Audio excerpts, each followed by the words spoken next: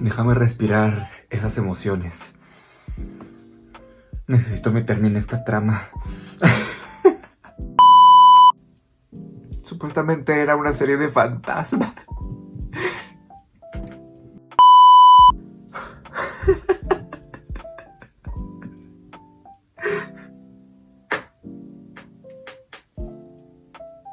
Hola, ¿qué tal? Yo soy Alexis, your internet bestie, y bienvenidos a este nuevo video donde vamos a reaccionar, a dar nuestra más humilde pero sobre todo cero venenosa opinión a esta serie que se llama Peaceful Property on Sale, episodio número 7, que bueno, esta serie pues ya se hizo canon prácticamente, andar llorando en cada episodio. O sea, uno pensaba, bueno, a lo mejor es un poco de terror, un poco de suspenso, nos van a meter uno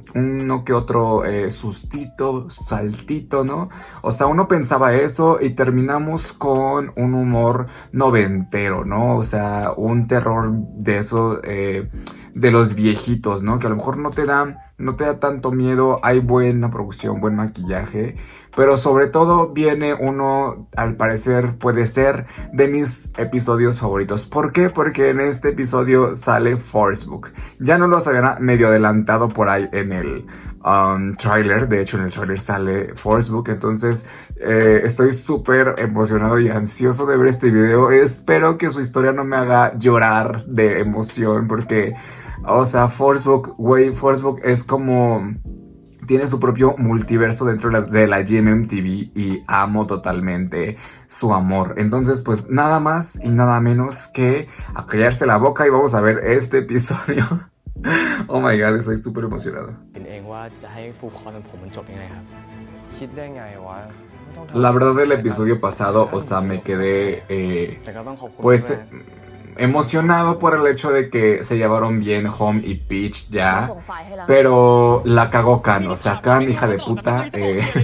¿por qué subes ese perro video? Deja que las cosas fluyan como tienen que fluir. Si Home quiere decirle la verdad, Peach lo va a hacer en su momento, y ya lo iba a hacer, perra, pero ahí andas metiendo tu cuchara y donde no te llaman. Entonces,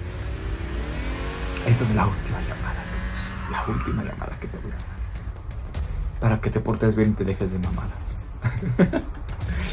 Porque aunque seas muy abogada, bebé, yo soy muy abogado también.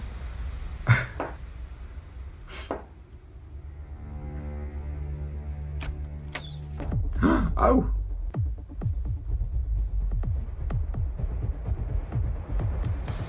On sale. A la venta, ahora.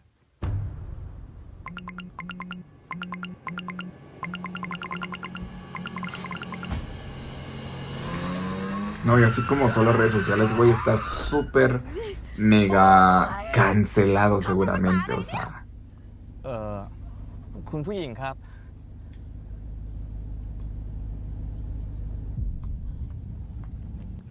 A lo mejor hay mucha gente, ¿no? Afuera, ya sabes. Mucha gente revoltosa que seguramente tiene una vida súper mejor a llorar. ¿Ya ves? ¿Ya ves? Mírala. La otra bien mareada.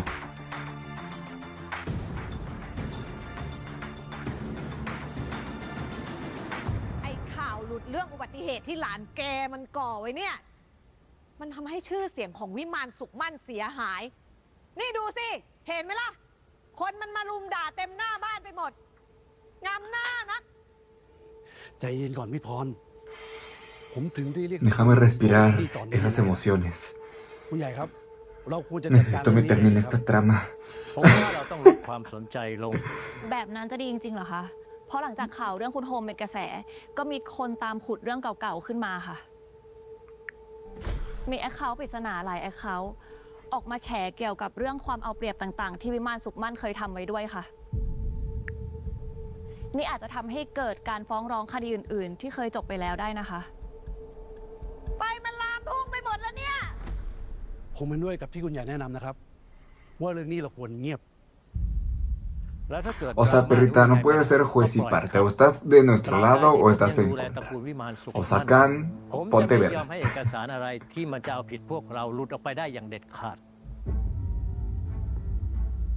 เอาเป็นว่าตระกูลเราตอนนี้ Yo digo que le recorten el salario, producción. โฮม Porque no está idea gratis, o sea, se pendeja, pero, o sea, no está idea gratis. Casi no he hecho nada en los episodios ahora. ไม่ครับยังไงผมไม่กลับอเมริกาแน่ๆปัญหาที่มันเกิดขึ้นทั้งหมดเนี่ยมันก็เพราะว่าตระกูลเราทำอะไรไม่เคยคุยกันก่อนเลย อ่ะไอ้ปัญหา เอ้า ทั้งหมดเนี่ย ที่มันเกิดขึ้นเพราะแกเป็นคนก่อเรื่องไม่ใช่เหรอ แล้วแกจะเอาอะไรอีกฮะสมคิดมันก็พยายามช่วยแกแก้ปัญหาแล้วนะ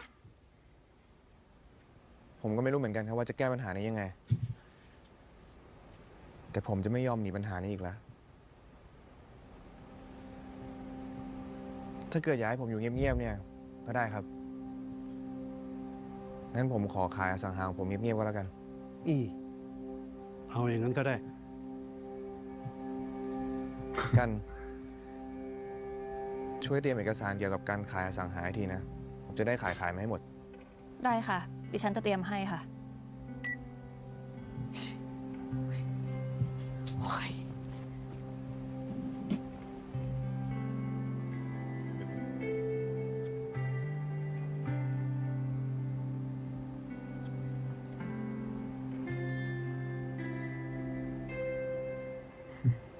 My baby sister, pen, pen, แค่ pen, ชาเลน pen. ท่าเต้นผีกุ๊กกุ๊กกันได้ Es que, o sea, nada más la veo y me da mucha risa, te lo juro, bebé. O sea, ella es la energía de esta serie. ได้ไหมคะ ได้ไหมคะ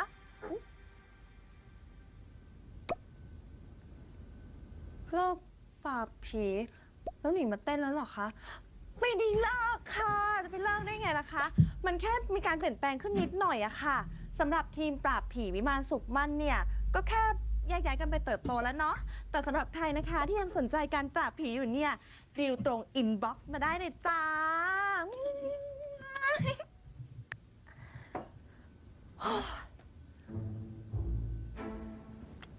Ojalá fuese así de sencillo, ¿no? Como lo pinta de ser este influencer.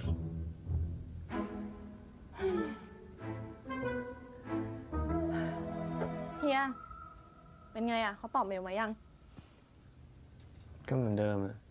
มันก็ตามสเต็ปปะเดี๋ยวก็มีคนจ้างเฮียไปเป็นเชฟเองนั่นแหละ แต่ว่าตอนเนี้ยมาช่วยปังโปรโมทปราบผีหน่อยดิ คนจะได้มาจ้างเราจะได้มีเงินเข้าเยอะๆไง แล้วจะเอาทำไมเงินเยอะแยะ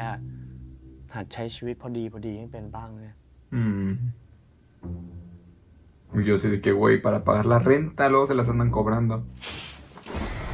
¡Au! Pinche ojete, güey. ชีวิตพอดีกับห้องเดิมๆเนี่ย No ทนไหว mames. ปะล่ะเฮียเอาจริงๆนะเรื่องพี่ Hija โด de ม puta, อะ me เฮียจะให้จบ encantó. อย่างนี้จริงเหรอ เออ Me ให้มัน encantó. จบแบบนี้แหละ มันเป็นคนผิดนะ แถมไม่เคยติดต่อมาเลย จะให้ติดต่อยังไงอะก็เฮียเล่นบล็อกเบอร์แถมให้ปังบล็อกด้วยเนี่ย ปิดทุกช่องทางแบบเนี้ยก็เหลือแต่มาเข้าฝันเฮียแล้วแหละ โห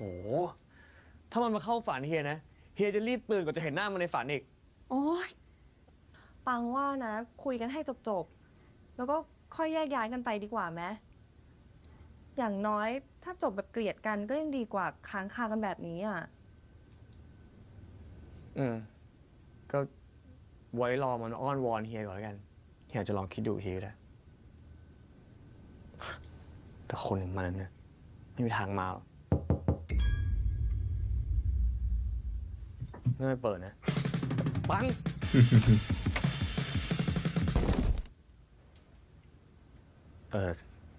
ขอโทษนะครับนี่ห้องคุณพีทหมอผีหลอกบอกต่อหรือเปล่าครับ ใช่ค่ะ มีธุระอะไรเหรอคะ ผมชื่อภูมินะครับ พอดีผมมีเรื่องอยากให้คุณพีทช่วยผมหน่อยครับ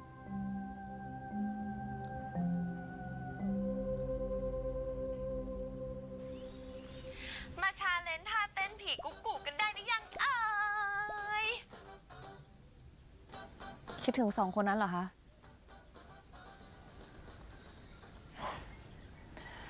ดิฉันว่าคุณสุรเดชไม่ต้องเป็นห่วงพวกเขาหรอกค่ะ เป็นห่วงเจ้านายของคุณดีกว่า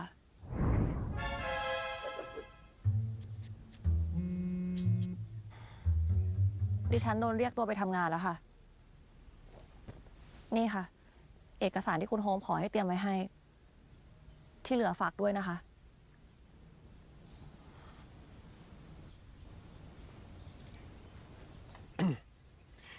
มาเว้ย ไอมีความจำเป็นจะต้องส่งต่อบ้านหลังนี้ให้กับคนที่ต้องการแล้วก็เหมาะสม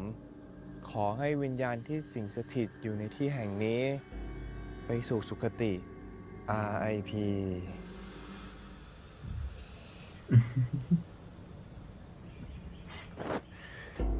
หรือถ้าเกิด No mames. มีความจำเป็นจะต้องสื่อสารใดๆ ขอให้ direct ตรงผ่านที่ Sí, es muy, muy Scream Queens esto. O sea, y no me estoy quejando, me puto encanta que tenga su concepto bien definido esta serie y que aparte sea una novedad, o sea, es algo distinto a lo que está en este momento en transmisión, de que mucho love, mucho, ¿sabes? O sea, no. อ้าวคุณหมอภูมิที่ตกลงจะซื้อบ้านหลังนี้ใช่ไหมครับ ใช่ครับ Porque lo mismo era con The Trainee, pero hijos de la chingada, ya saben cómo es la gente, de que ไม่มีอะไรหรอกครับ ก็แต่คุณหมอมา de ไว que เล le ยนะครับ gusta todo muy Sí, romantizado y así, que ay, que casi no estuvo ผมรู้สึกไม่ค่อยสบายใจ Afgan y que la verga, o sea, ผมก็เลยอยากจะมา bebé, ดูก่อน o sea, ya, siéntate.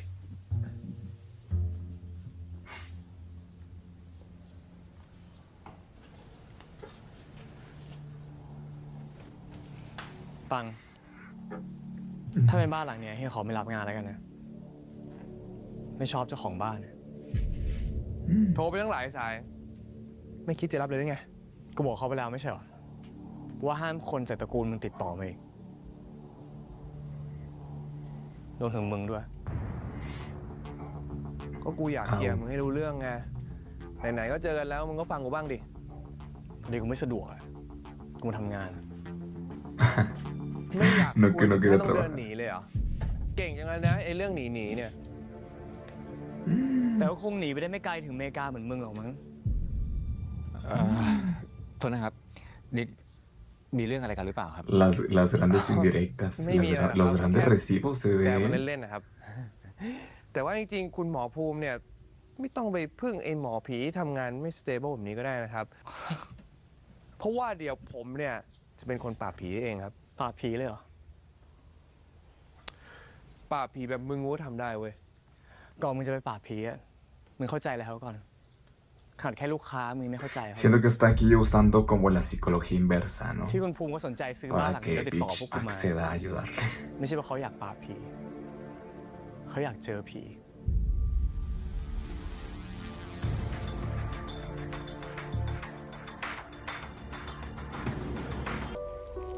Me parece menudo, me parece pancita. O sea, los que viven en México ya sabrán de lo que hablo. ที่นี่เคยเป็นโรงเรียนสอนลำไทยมาก่อน แต่ว่าปิดไปเพราะว่ามีเด็กนักเรียนที่ชื่อว่าวิชาเสียชีวิต Bicha, hola, qué bicha. น่าจะคนนี้แหละมั้ง Ay, คุณ Spooky. เขาอยากจะคุยด้วยอะผีที่ออกมาลำไทยที่คนเขาล่ำลือ Oh my god, es Spooky. No, No con quiero, hijo, no quiero no, ponerme sí. sentimental. เรื่องราวระหว่างกันแหละ No mames. น่าจะใช่แหละ เพราะมาที่เนี่ย No mames que el esfuerzo como de gran... No, no puedo... No. No. Ya me corrió la historia en la เขาไม่ mente, บอก güey. พี่เลยวันนี้เขาบอกอะไรอีกไหม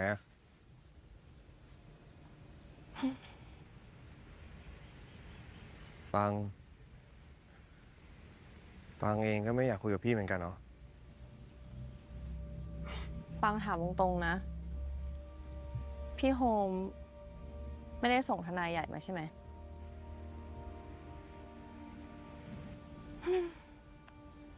ปังก็พอจะเดาได้แหละ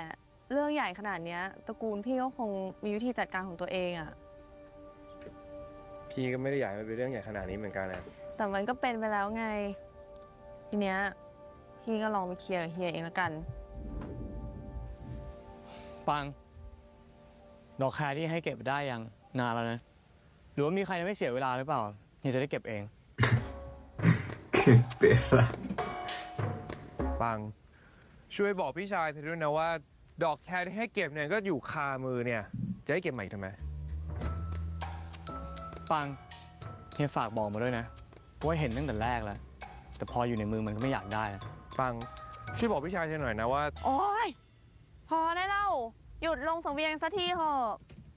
ฟังขอร้องแล้วนะ ช่วยคุยกันดีๆหน่อยได้ไหม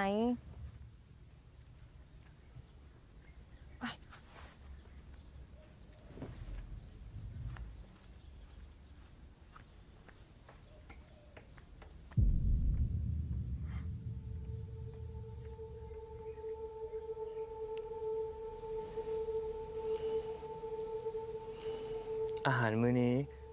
ผมตั้งใจทำอย่างเต็มที่ Ve, ve, ขอให้ perro, คุณชา ve. ได้ทานอาหาร O sea, มื้อนี้ estoy มีควา a ม punto สุข de lagrimear y no sé แล้วก็ por ขอให้ qué, คุณ güey. ชา No เปิด mames. ใจสื่อสารกับคุณภูมิด้วยเถอะนะครับ Es que ay, yo me imaginé que.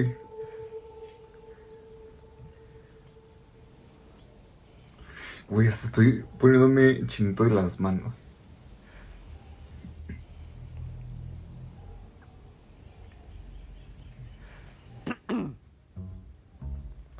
ปัง ช่วยบอกมิสเตอร์หมอผีพี่ชายเธอด้วยนะว่า ไอ้ที่เคยทำมาเนี่ย มันอาจจะไม่ได้ผลเหมือนทุกครั้งก็ได้ อย่ามั่นใจมันมากนะ หรือว่ามันมีอะไรที่ปิดกั้นไม่ให้เขาออกมาหรือเปล่าอ่ะ เอ้ย หรือว่าเพราะอย่างพวกเนี้ย โอ้ย ใครมาแปะไว้วะเนี่ย ปังมาแล้วช่วยพี่แกหน่อยไม่ดูเรื่องเนี่ยมันแปะไว้อุ้ย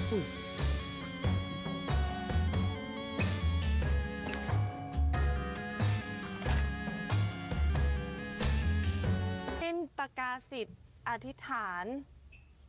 นางจึงกลั้นลมปราณสิ้นกระใส ล้มลงแท่ฝั่งคงคาลัย ดวงใจแตกดับรับชีวา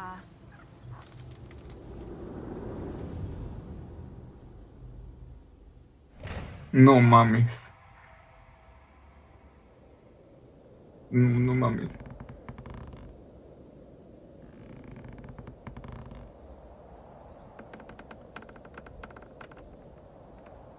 ¡Ay! No, es una escuela de danza. Bueno, era. Es Buki.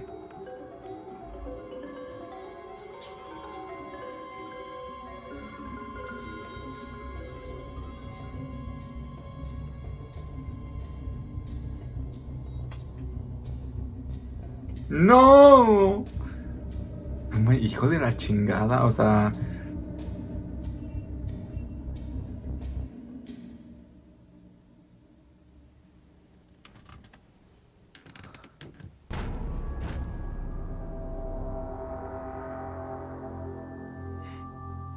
คุณภูมิครับ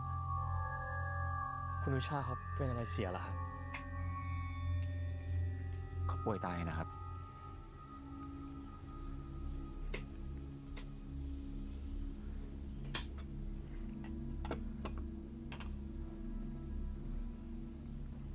คุณวิชาครับ ผมพีทนะครับ ผมตั้งใจทำอาหารมาให้ คุณวิชาช่วยรับไว้ด้วยนะครับ เข้ามาแล้วเหรอครับ คุณพีทเห็นเขาเหรอครับ ครับ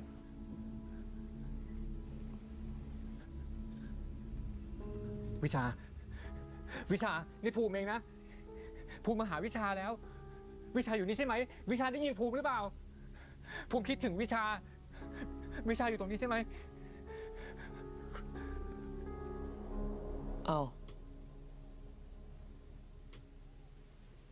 เกิดอะไรขึ้นล่ะครับคุณพีท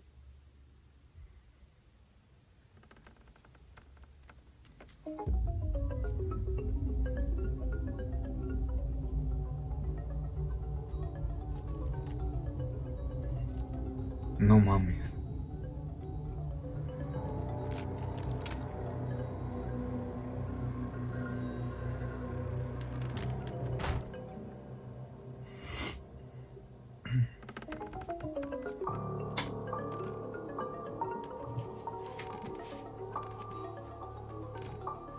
คุณพีท คุณพีทเห็นอะไรเลยครับ คุณวิชาเขาออกมาลำแล้วก็ล้มลง แล้วก็นอนขาดใจตายครับ แล้วทำไมเฮียถึงดูตกใจขนาดนั้นน่ะ เขาทำแบบเดิมวนไปวนมาเป็น10 รอบแล้วอะเขาจะทำแบบเดิมซ้ำไปซ้ำมา เหมือน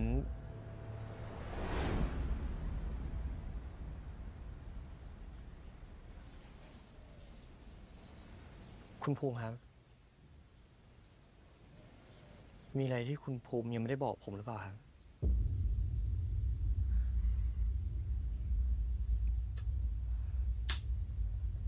มันอาจจะเป็นเรื่องไม่ดีเท่าไหร่ แต่บอกผมเถอะนะครับ ผมจำเป็นต้องรู้จริงๆ จริงๆ แล้ว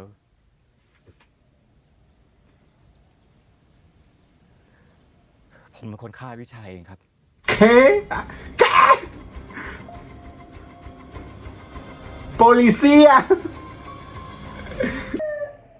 Señor Justicia.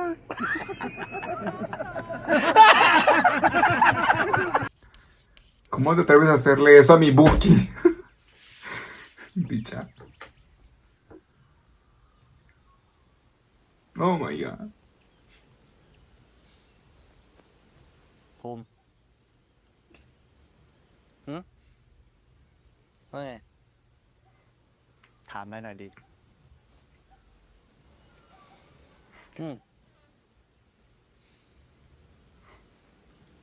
มึงชอบกูตั้งแต่เมื่อไหร่วะ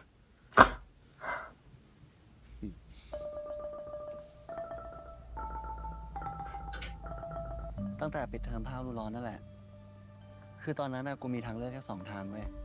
ถ้ากูไม่อยากบวชภาคฤดูร้อนตามที่แม่สั่ง กูต้องมาเรียนรำที่นี่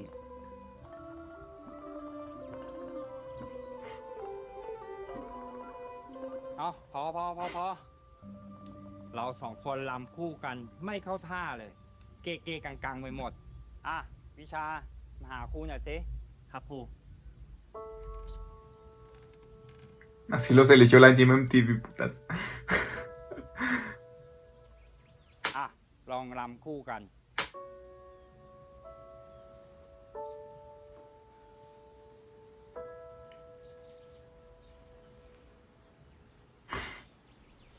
El Buki se lo toma bien en serio, güey.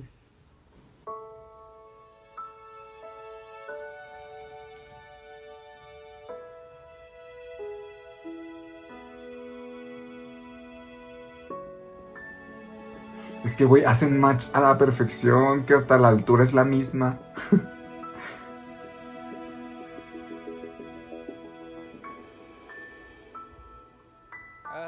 มันต้องแบบนี้สิ เข้าท่า ต่อไปนี้ เรา2 คนให้ลำคู่กัน ครับครู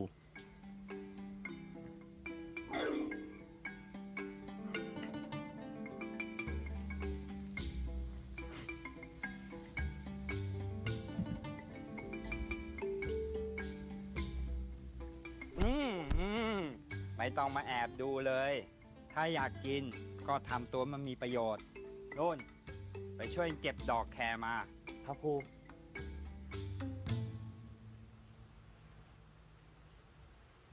โห นี่มึงเก่งเหมือนกันนะเนี่ยพวกรู้ได้ไงว่าดอกไหนมันแบบสุกแล้วกินได้แล้ว นี่กูดูแม่งก็เหมือนกันหมดอะ ไอ้แกงส้มดอกแครเนี่ย กูกินมาเป็น100 หม้อแล้ว ไม่รู้ก็แปลกดิ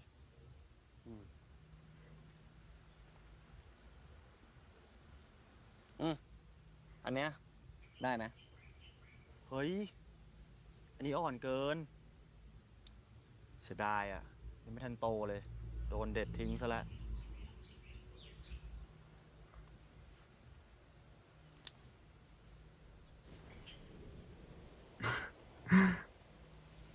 Ay. แต่กูว่ามันก็งามตามอายุของมันเนาะ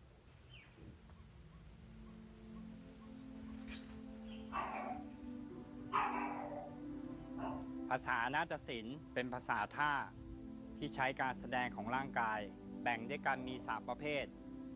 ประเภทที่ 1 คือการแสดงความในใจ ไอ้2 คนนั้นตั้งใจหน่อย เอาทบทวนใหม่ ทำพร้อมกัน ท่าเข้า Nuevo meme desbloqueado, güey, seguramente, ya sabes. ที่บอกความรู้สึกได้นี่ดีจังเลยเนาะ ใช้แทนความรู้สึกดีๆได้ด้วยอะ ก็จริง บางทีการแสดงอาการเนี่ย ดีกว่าคำพูดอีกนะ อย่างท่ารักก็ดูจะล้างจริงๆอะ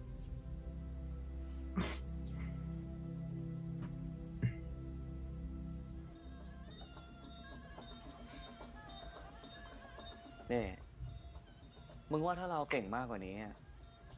เราจะมีโอกาสได้เล่นละครอย่างนี้ด้วยกันปะวะ มีดิ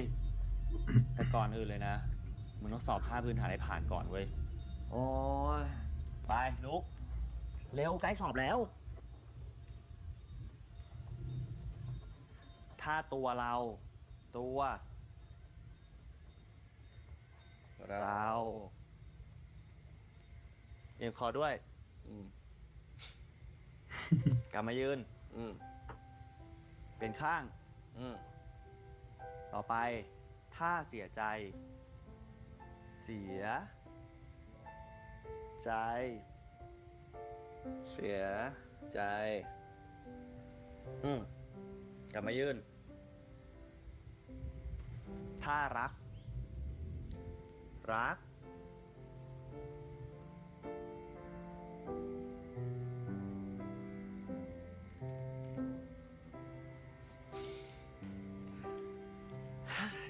นี่ต่ำเกินไป แขนมันต้องขึ้นไปอีกนิดนึง ตอนครูสอนนะไม่เคยจำหรอก นี่แหละ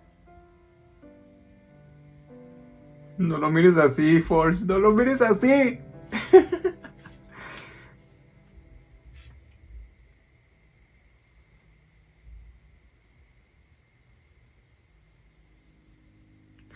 No.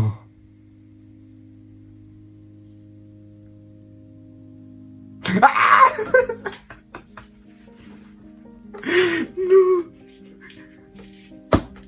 Se lo comió, bebé. No.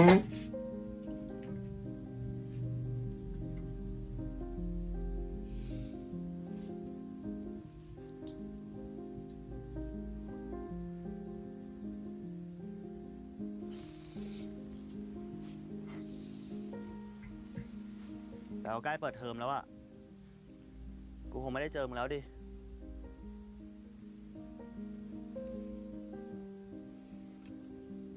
ต่อให้เปิดเทอมแล้วอ่ะ กูก็จะมาหามึงที่นี่บ่อยๆ กูจะไม่หายไปไหนแน่นอน กูสัญญาด้วยชีวิตของกูเลย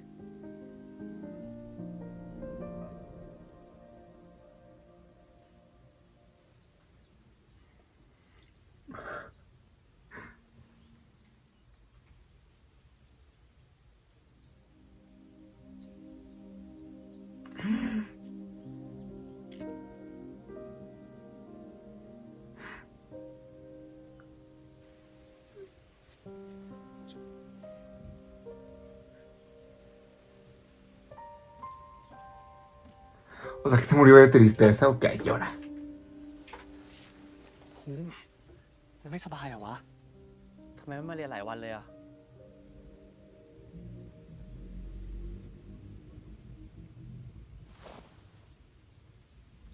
No.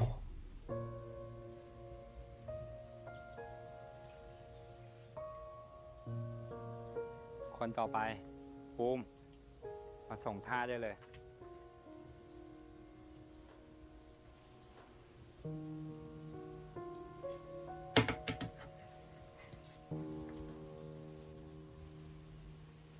ท่าตัวเรา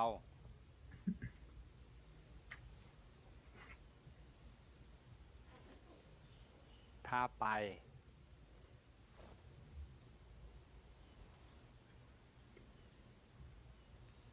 ท่าดีใจ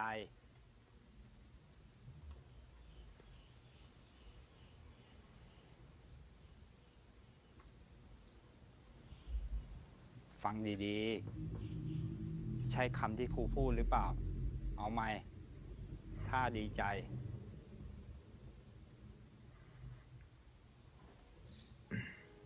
ทำอะไรเนี่ย ฟังดีๆ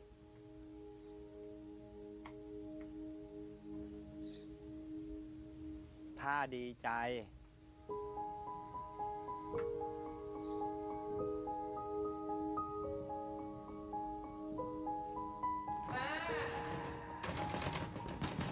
แม่ภูมิขอโทษ แม่ ไม่ต้องมาขอโทษ มีลูกผิดเพศอย่างแก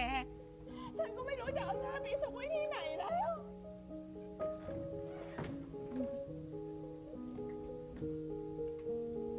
เ Eso. Déjame limpiar tu lágrima.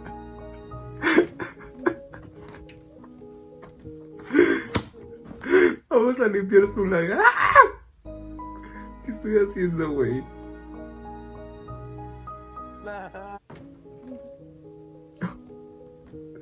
Vamos a limpiar su lágrima.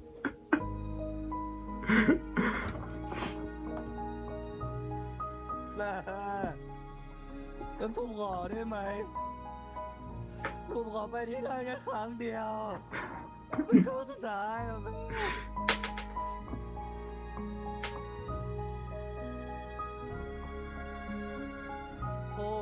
No, y la. กลับบ้าน Pensé que le iba a dar un tremendo cachetadón, ¿eh? แม่บอกให้กลับบ้านไง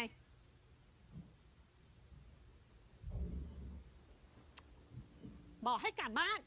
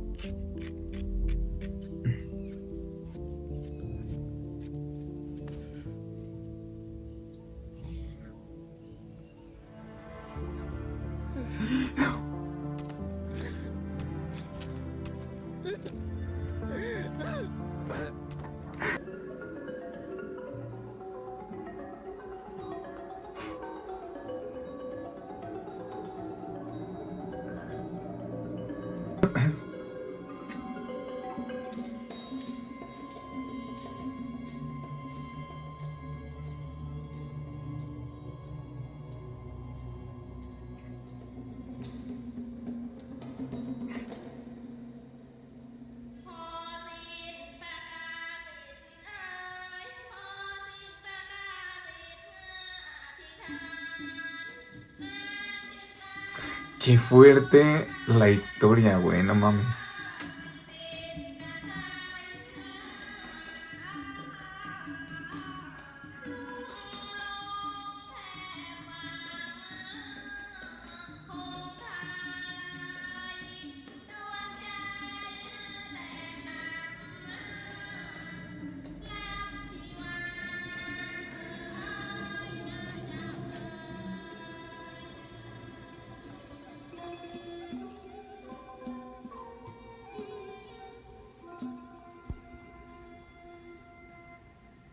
ผมทราบมาว่า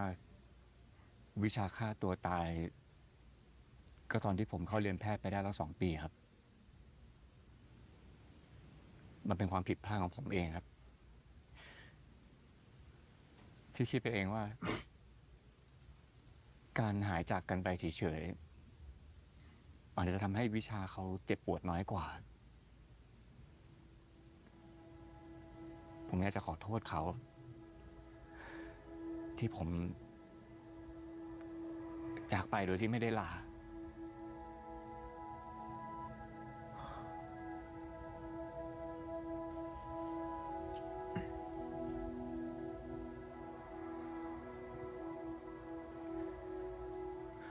ผมว่าเคสนี้มันยากเกินไปครับ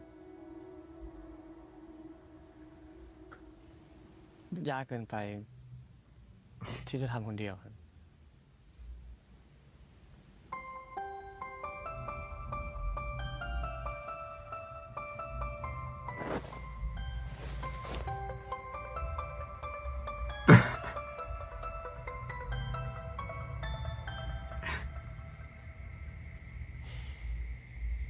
Y no es un drama, güey, esta serie, así me tienes. มึงจะไงกันแน่วะ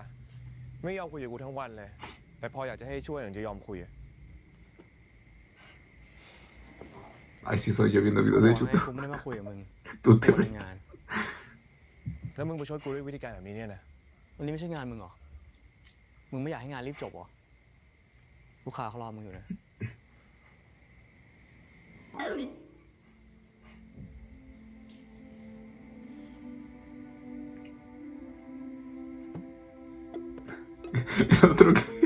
El otro que parece un ratón de Shrek, güey, con los lentes.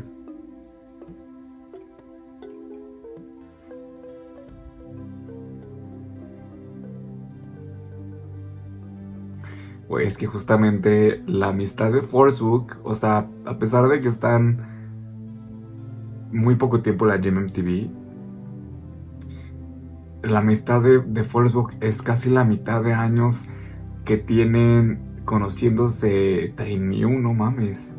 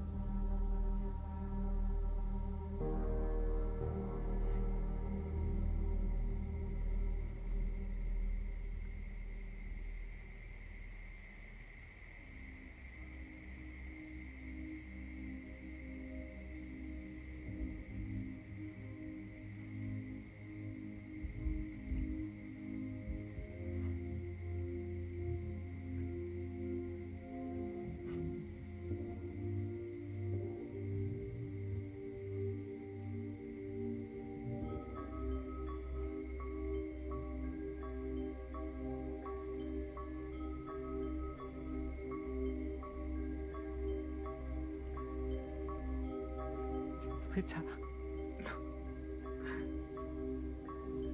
กูขอโทษที่มันกูไม่กล้าพอที่จะบอกมึงออกไปให้มึงได้ยิน สิ่งที่กูอยากบอกก็เลยไม่ถึงมึง No.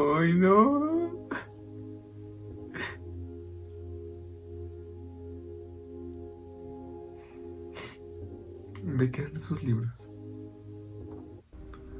สิ่งที่กูอยากบอกก็เลยไม่ถึงมึง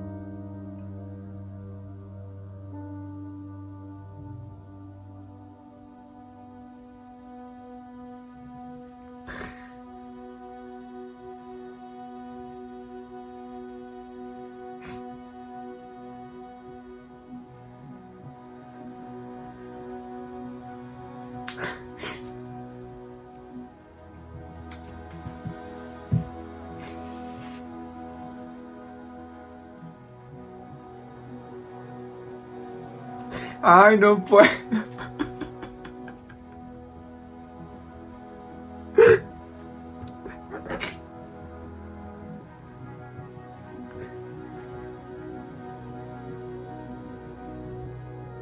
O sea, no es mamada, o sea, no puedo, o sea.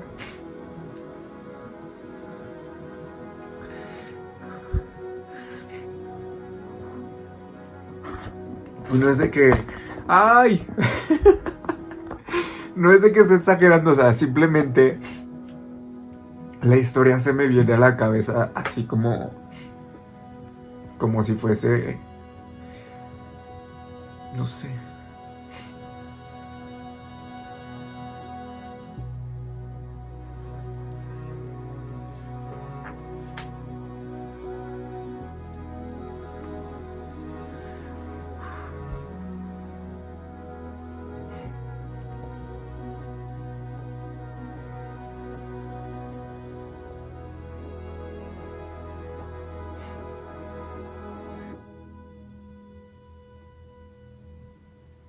กลับมาแล้วเหรอ ขอโทษที่ให้รอนะ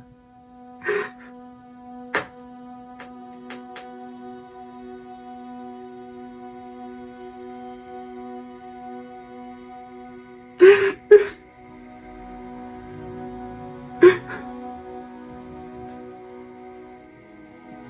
วิชาเข้าไปแล้วใช่ไหมครับ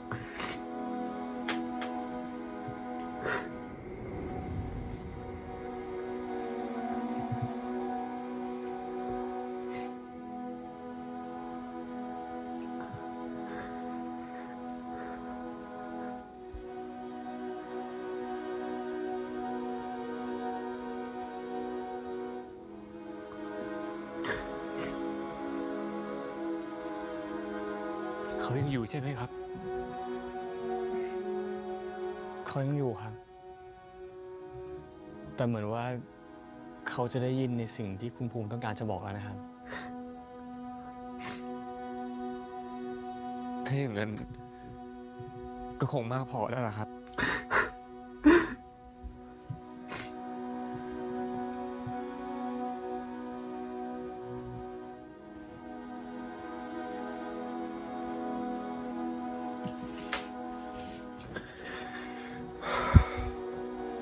Ay, me duele la garganta, no quiero.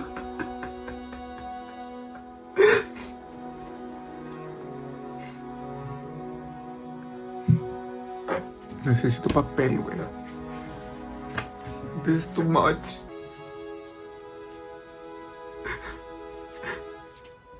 เอ้า เป็นไงบ้างหลานอา เรียบร้อยดีครับอาเขาตกลงจะซื้อบ้านนะครับ ก็ดีนี่ แล้วทำไมทำหน้าแบบนั้นเล่า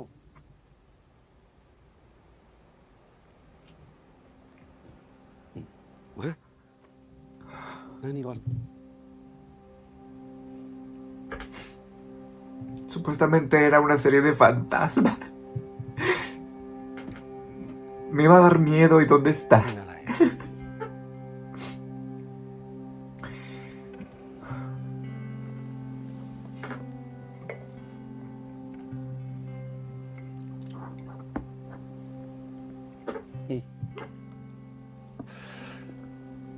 เอานี่หน่อยแล้วกัน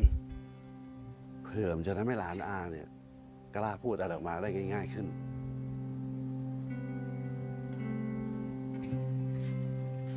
Le dijo Peach.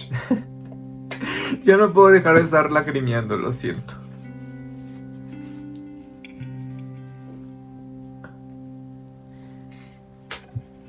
เนี่ยฟังขอพูดรอบสุดท้ายนะ เรื่องพี่โฮมอ่ะ รู้แล้ว ก็เห็นแล้วมันรู้สึกผิดจริงๆอ่ะ เอาแล้วทำไมยังทำซึนใส่พี่โฮมอีกอ่ะ ก็ขอเล่นตัวบ้างไง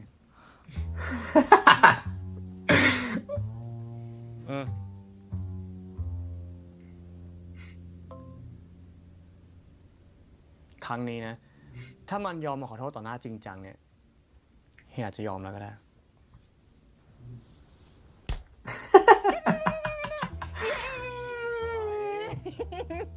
ดีกันดีกันดีกันดีกัน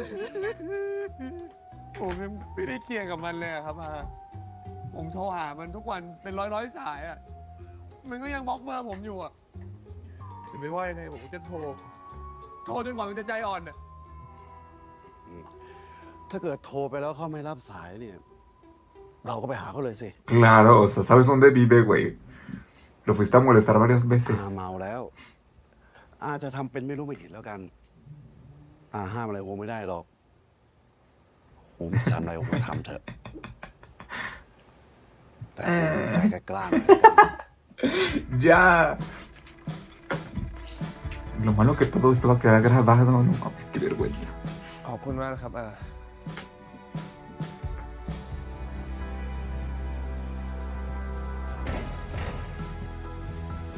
พี่สุรเดชครับ เรื่องนี้ผมควรจัดการทุกอย่างด้วยตัวเอง คงจะร้อยใครมาช่วยไม่ได้แล้ว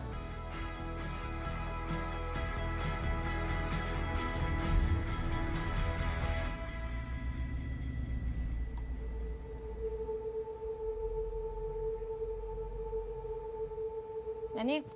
ทำอะไรอยู่อะเฮีย กำลังนั่งไล่อ่านข่าวเรื่องโฮมอยู่อะเฮียรู้สึกแปลกๆว่ะ แปลกๆเหรอแปลกไงอะ ก็เรื่องนี้มันเกิดขึ้นตั้ง3 ปีแล้วอะทำไมอยู่ดีเพิ่งเป็นข่าวอะ เฮียว่ามันต้องมีใครจงใจปล่อยข่าวแน่ๆเลย คุณใหญ่คะ วันนี้ธุระก็เสร็จแล้ว ดิฉันขอตัวค่ะ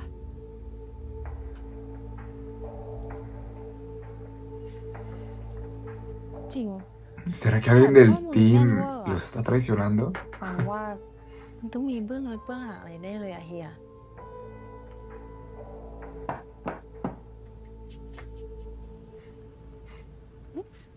หรือว่าพี่โฮงเขามาง้อเฮียด้วยตัวเองอะ เฮ้ยปัง เดี๋ยวเฮียเปิดเอง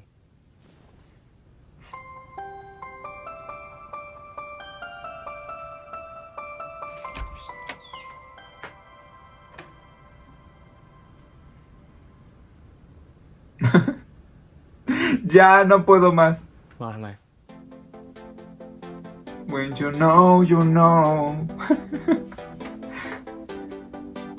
ถ้ามันจะตามมาง้อในปากแข็งแบบเนี้ยกลับเลยปะ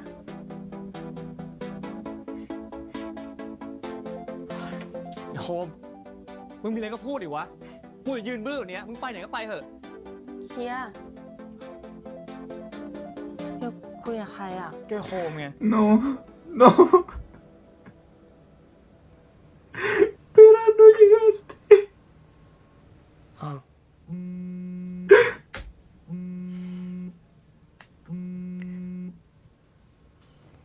ฮัลโหล ฮัลโหลใช่คุณพีทหรือเปล่าครับ ใช่ครับ พอดีนี้เป็นเบอร์ล่าสุดที่เจ้าของเครื่องเขาโทรหานะครับ โทษนะครับ นี่ใครอะครับ ผมเป็นเจ้าหน้าที่กู้ภัยครับ พอดีมีเรื่องต้องแจ้งให้คุณทราบ